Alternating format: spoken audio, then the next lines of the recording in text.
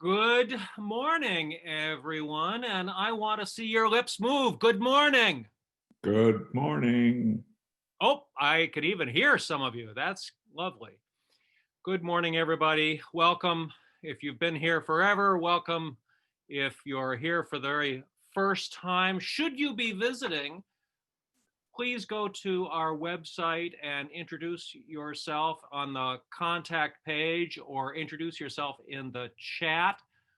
And I also want to begin by thanking Brad and all of our musicians for giving us such a feast of music despite the difficulties of these times. And I also want to thank or possibly curse Deb Weiner for making the Halloween candy so easy to find here at the church.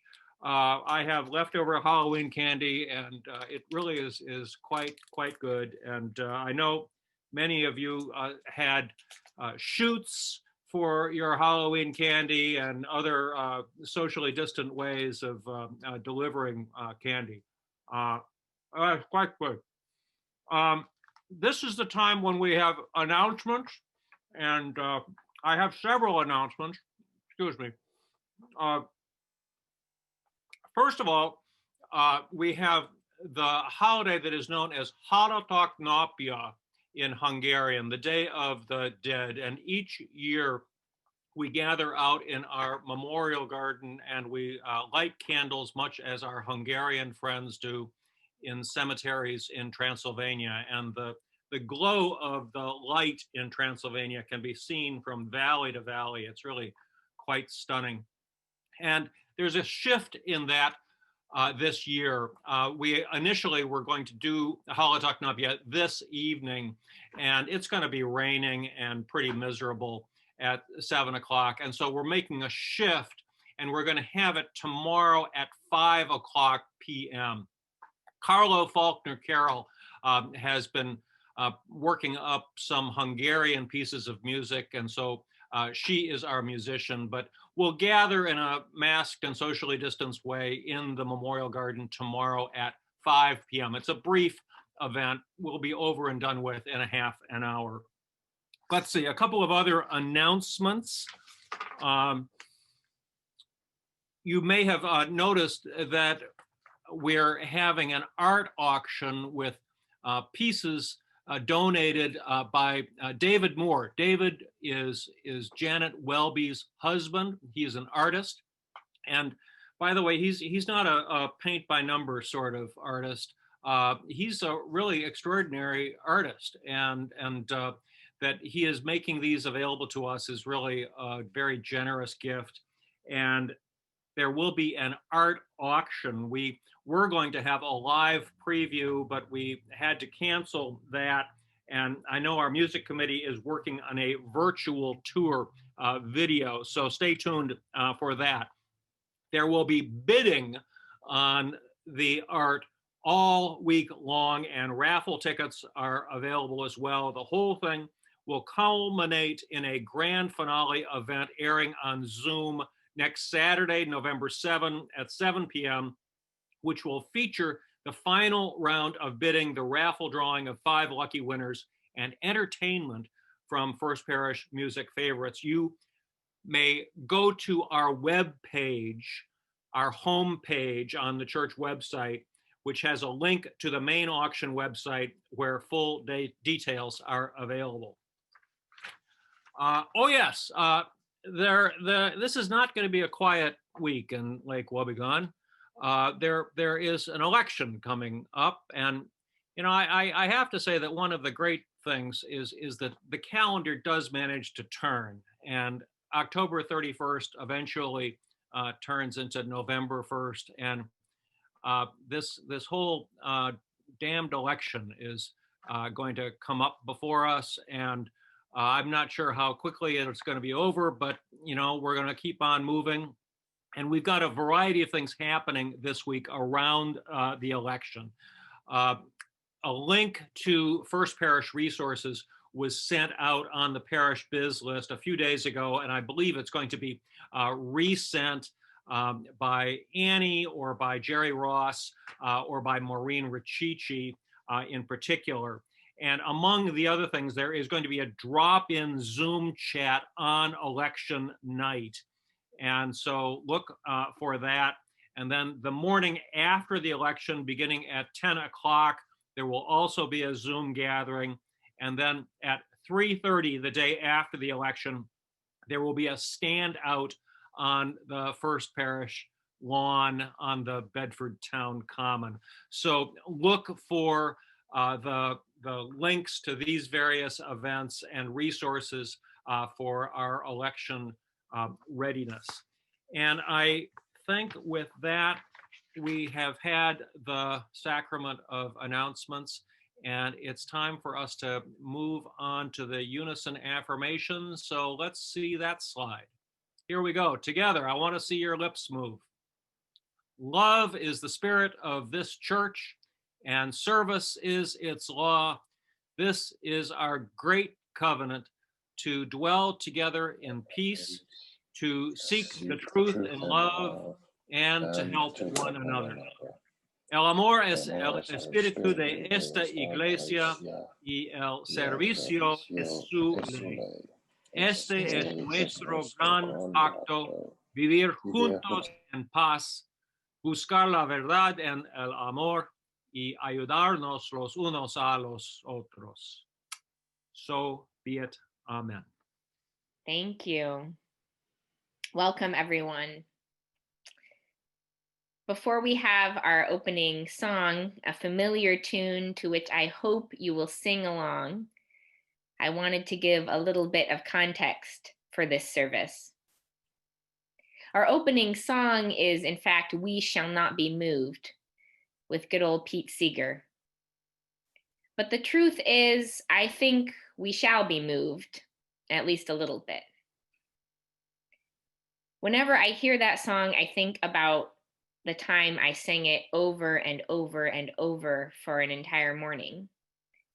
It was about 8 years ago in November of 2012, and the Occupy Wall Street camp that I had been supporting as a protest chaplain in my seminary days in New York City had been raided and torn down and destroyed by the police.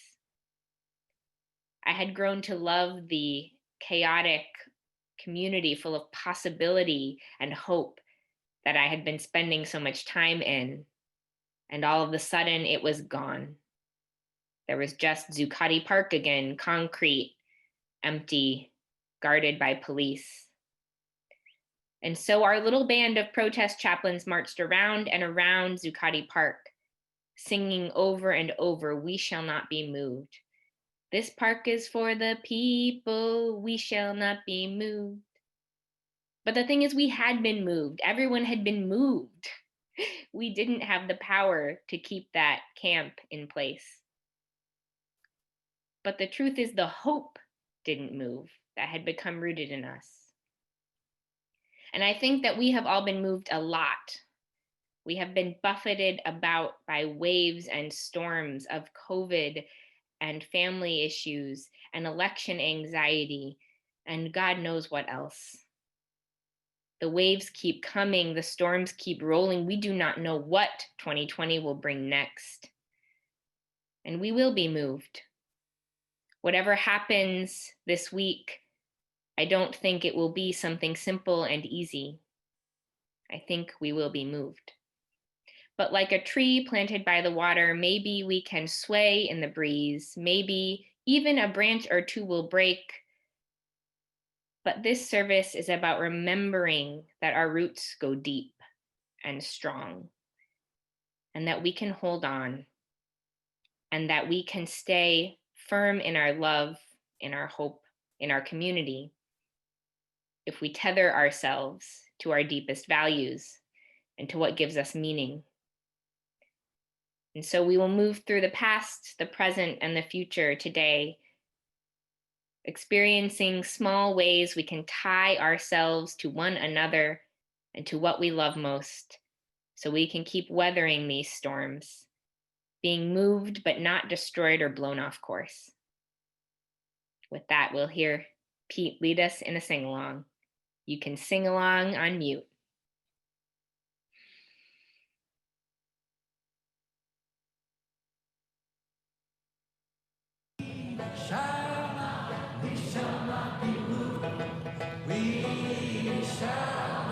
We shall not be moved, just like a tree that's standing by the water. We shall not be moved. As I look around, we're young and old together. We shall not be moved. Yeah, young and old together. We shall not be moved, just like a tree standing by the water. We shall not be moved. We're women and men together. We shall not be moved. Yeah, women and men together. We shall not be moved, just like a tree that's standing by the water.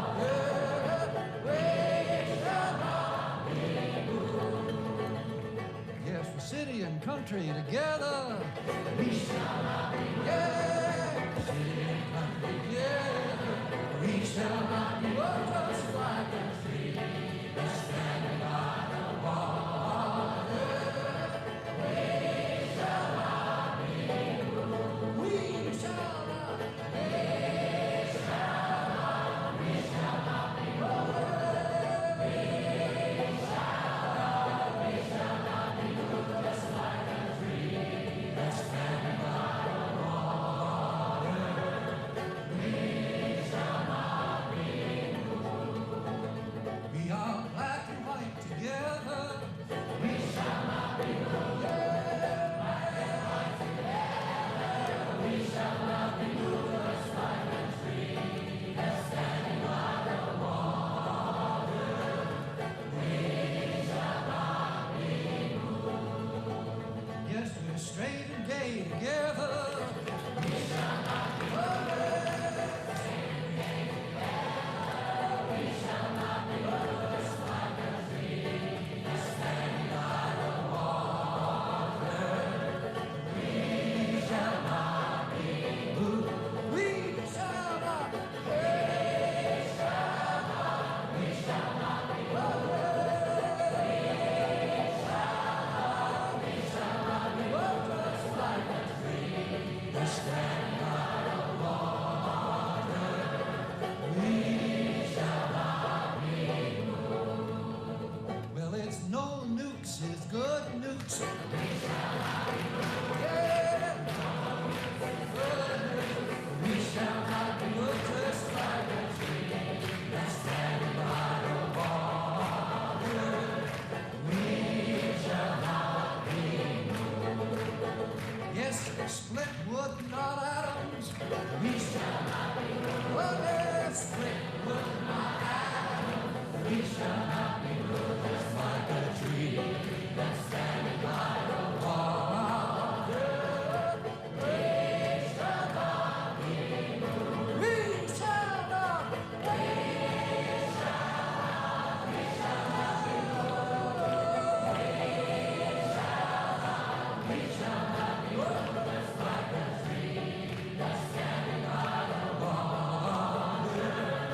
We shall not be moved. Oh, sing it one more time.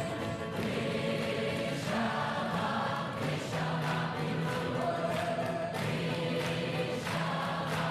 We shall not be moved, just like a tree that's standing by the water. We shall not be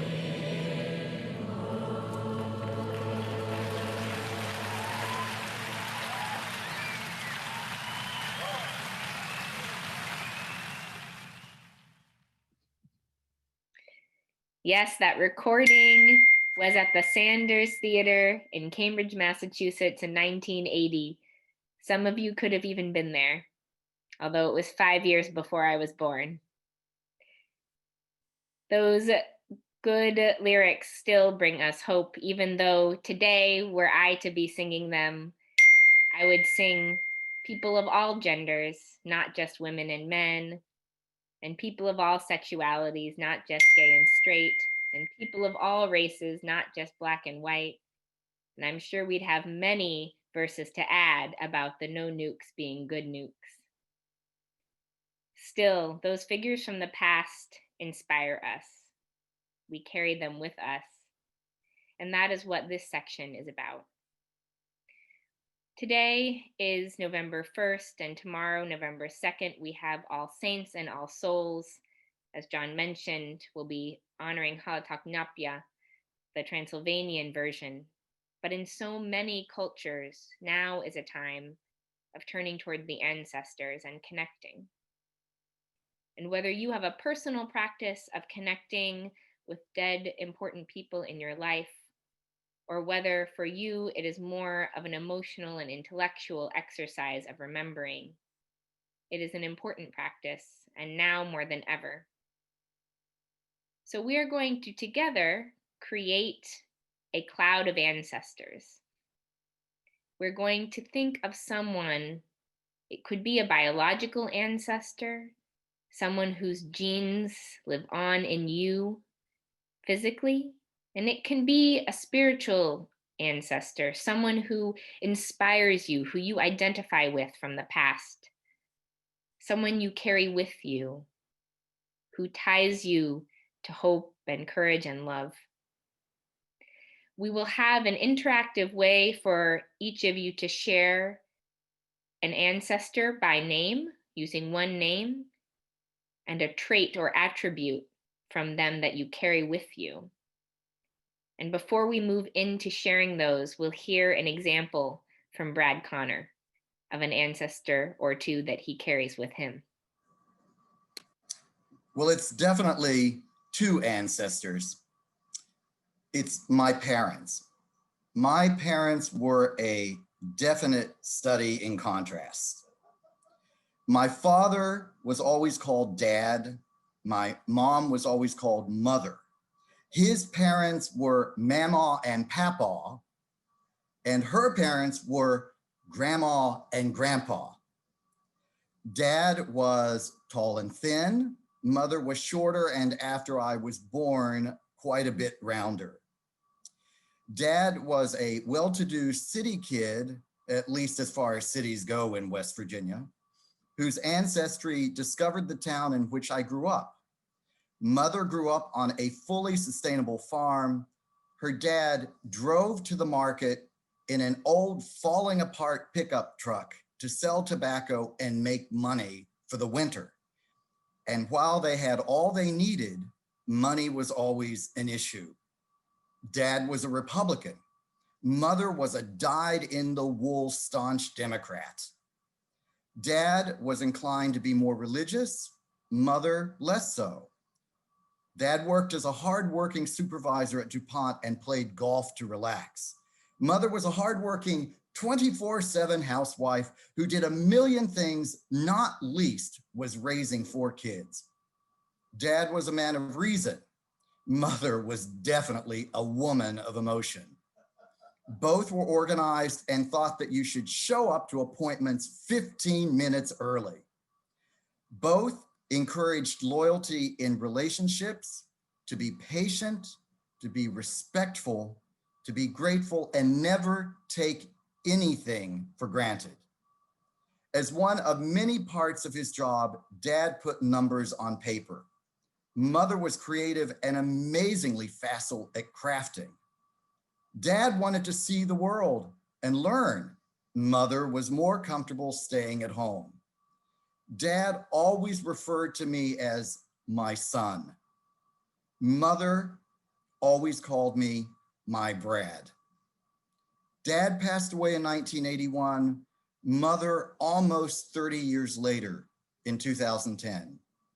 I've always felt I was a strong byproduct of both of them. In politics, both said never to vote without thinking. It's always better to carefully consider who was the right choice. For those who don't know, I'm pretty good at numbers.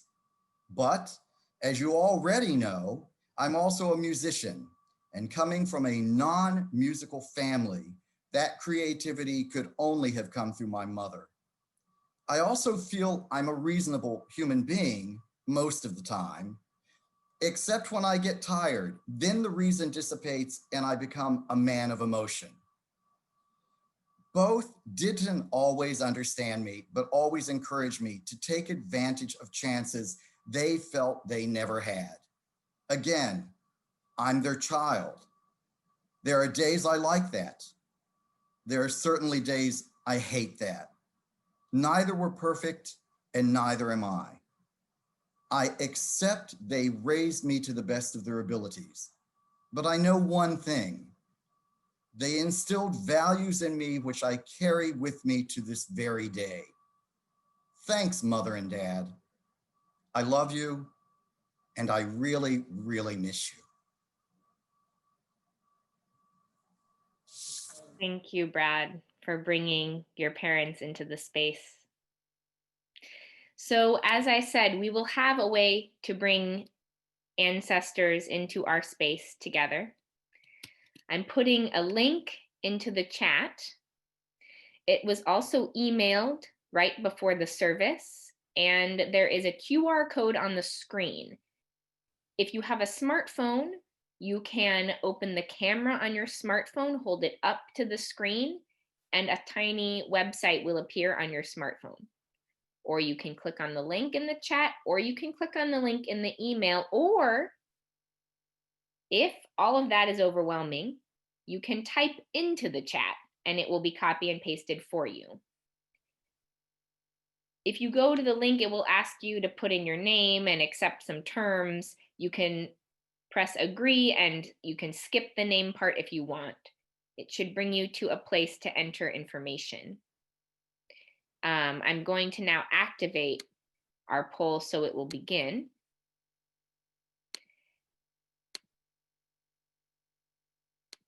And here is where you will enter a name, just one word, and a quality.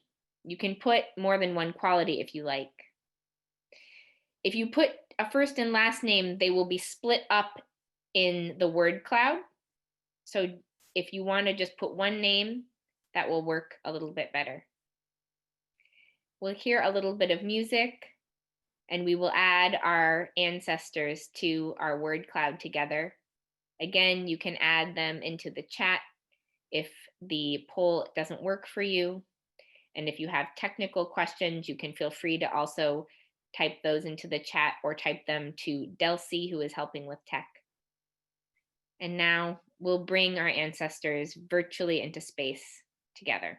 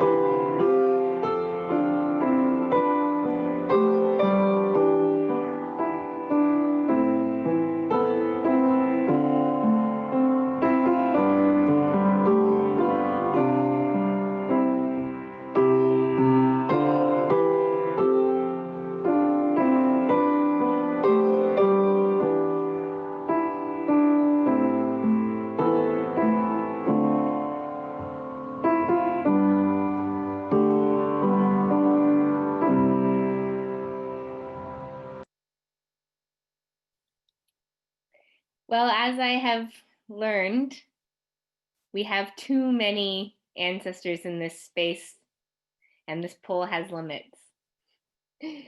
These are the things that you don't learn when you practice with only a few people. Annie, I was thinking we might be able to, I can get the chat afterwards and, maybe we can just add a few things to the word cloud and send up the final thing later on. Yes, we will do that. We will add all of the ones in the chat, and we will create something we can send out.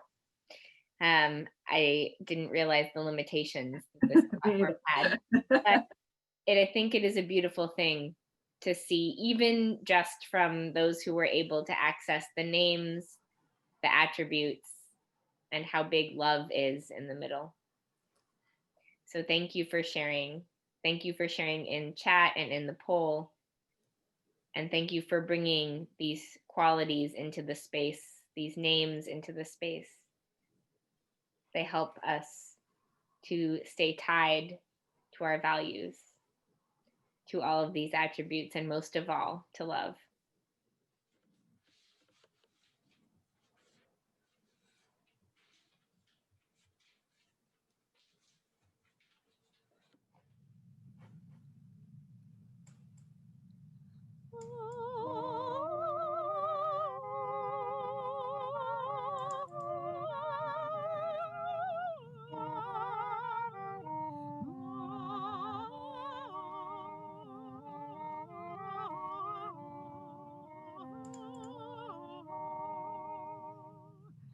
Spirit of life, come unto me.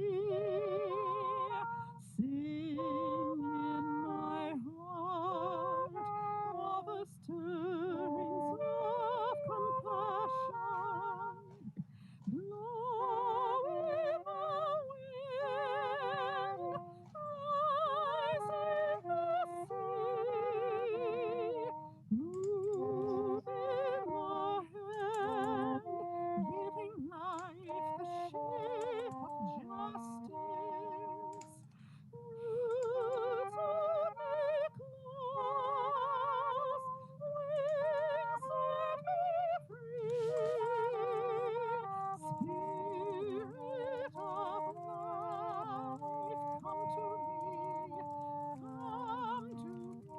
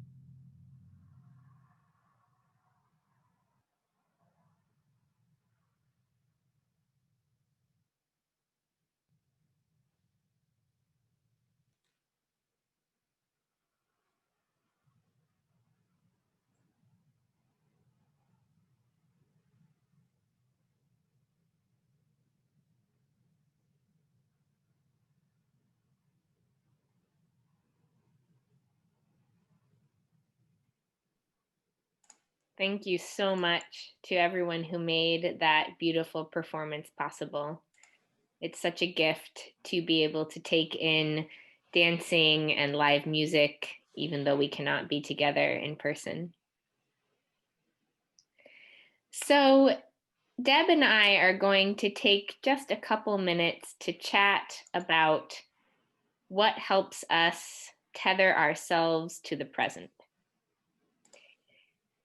And one of the metaphors we were thinking about was the idea of a spiritual first aid kit.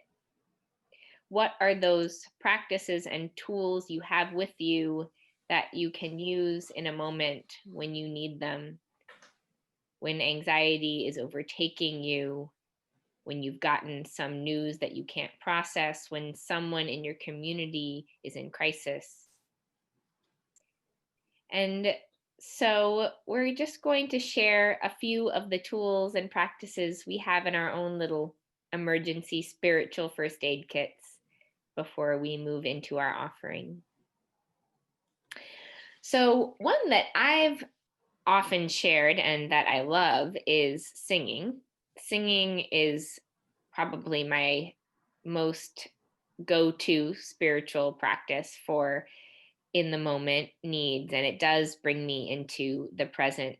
The breathing and the embodied aspect, the vibration, all of that is very helpful in bringing me out of some other headspace and into a present moment.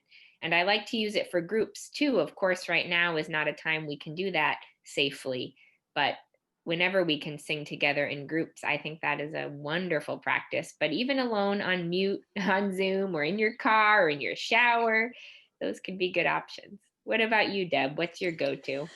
Well, you and I, Annie, I think have a lot of similarities with some of our go-tos. I know that you also like to bake pies, and that is another place where you and I connect. I have grown up singing and being around music. I sometimes joke that I have a soundtrack in my head. And I find that music really does sustain me through the tough times and also some of the beautiful times. So there is great comfort there. And cooking is another one of those elements. I don't know that we all think of cooking as a spiritual practice, but I know you've said that for you, it is that. And it is for me in these days leading up to the election as I become more anxious and I keep trying to kind of get that under control. I have recognized that, you know, making a pot of soup can really kind of settle me down, that there is something about the smells and making things with your hands that is beautiful. And the last thing I would mention, some of you know that James Taylor song, In My Mind, I'm Going to Carolina. And in my mind, since I was an infant, I've been going to Star Island. And so I go to Star Island in my head. And fortunately, there are now a couple of cameras installed there and one installed across the harbor on Appledore Island that takes a shot of Star Island. And when things are not quite as they should be, I like looking at those cameras and at those views of the ocean or the chapel. So that's some of what's in my backpack. I love that. And I think one of the things that have come up for both of us is sensory experiences, right? The touch, That's the right. taste, the feel. And, you know, even just taking a moment to experience a different texture can be something that can be helpful when you need to come back to a moment, running some hot or cold water on your hands, touching something soft. These can be really useful. But I wanted to close with one last thought. There's a quote, and now I'm forgetting who it's attributed to, but maybe someone will help me in the chat, of someone saying, I always pray for at least an hour every day. And when I'm really busy, then I pray for 2. And of course, I don't ever pray for anything even slightly approaching that amount of time. But I think it's a good reminder of the fact that when we feel like we can least afford to prioritize some type of spiritual practice, that is when we need it most. And so one thing I've been doing is I've been putting prayer on my to-do list right next to all the other things like sending emails and whatever else I have to do. And I'll take just like 2 minutes and I'll just run through my practice, which is gratitude, repentance, sending love to others, and asking for what I need. And that's my practice. But you can do whatever you want to do. It could be as simple as a breathing meditation, it could be a kindness meditation, it could be bringing to mind that ancestor you put into the chat. And so I think that that's a good reminder that even when you think you can't possibly take a moment to yourself, that's when it's a good idea to set a timer and take 2 minutes and do that thing. So now we'll move into our offering.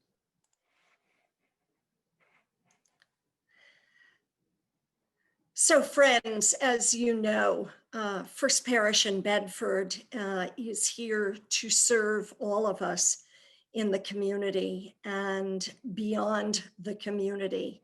And in times like these, it is even more important for us to remember the ways in which we can support this good congregation.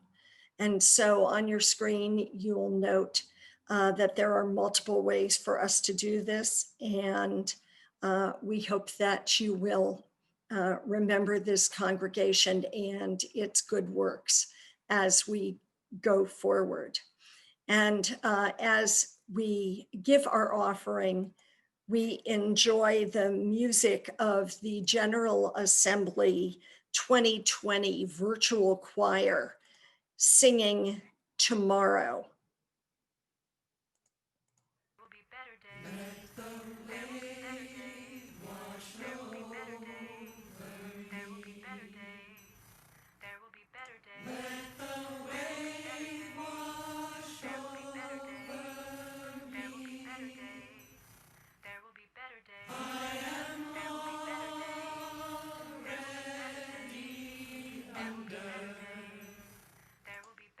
Let the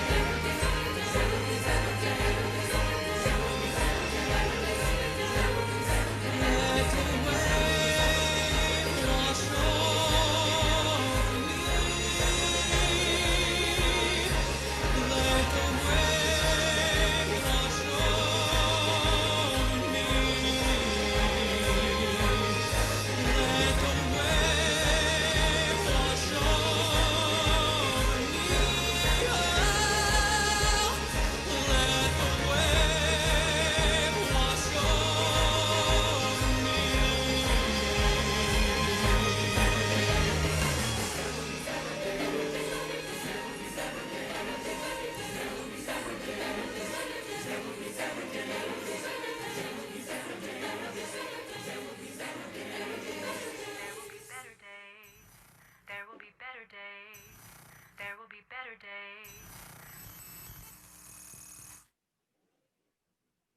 There will be better days. There will be better days. There will be better days.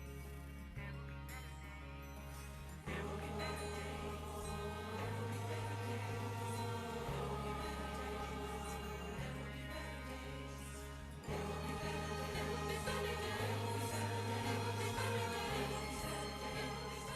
Your gifts are gratefully received.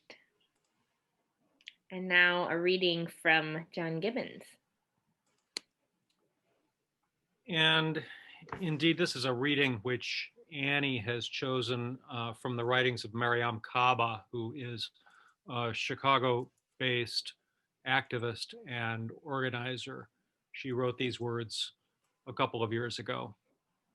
She says, I always tell people, for me, hope doesn't preclude feeling sadness or frustration or anger or any other emotion that makes total sense.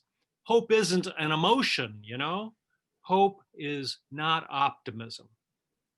I think that for me, understanding that is really helpful in my practice around organizing, which is that I believe that there's always a potential for transformation and for change. And that is in any direction, good or bad. The idea of hope being a discipline is something I heard from a nun many years ago who was talking about it in conjunction with making sure we were of the world and in the world. Living in the afterlife already in the present was kind of a form of escape. But that actually, it was really, really important for us to live in the world and be of the world. The hope that she was talking about was this grounded hope that was practiced every day, that people actually practiced it all the time. And so I bowed down to that. I heard that many years ago, and then I felt the sense of, oh my God, that speaks to me as a philosophy of living, that hope is a discipline and that we have to practice it every single day. Because in the world which we live in, it's easy to feel a sense of hopelessness, that everything is all bad all the time, that there is nothing going to change ever, that people are evil and bad at the bottom. It feels sometimes that it's being proven in various different ways. So I get that. So I really get that. I understand why people feel that way. I just choose differently. I choose to think a different way and I choose to act in a different way. I choose to trust people until they prove themselves untrustworthy. And I don't also take a short-term view. I take a long view, understanding full well that I'm just a tiny little part of a story that already has a huge antecedent and has something that is going to come after that, that I'm definitely not going to be even close to around for seeing the end of. So that also puts me in the right frame of mind, that my little friggin' thing I'm doing is actually pretty insignificant in world history. But if it's significant to one or two people, I feel good about that. So there. I love that concept of hope as a discipline that you practice every day. Because the truth is, I don't feel a lot of reason to be hopeful. When I look towards the future, I see struggle. I see climate disaster. I see possible fascism getting stronger in this country. I don't see a clear end to COVID. I don't see a clear positive outcome to the election. But that is why hope is a discipline. And what I choose to do is to listen to people like Kaba who encourage us to take on that discipline and to imagine that change is possible.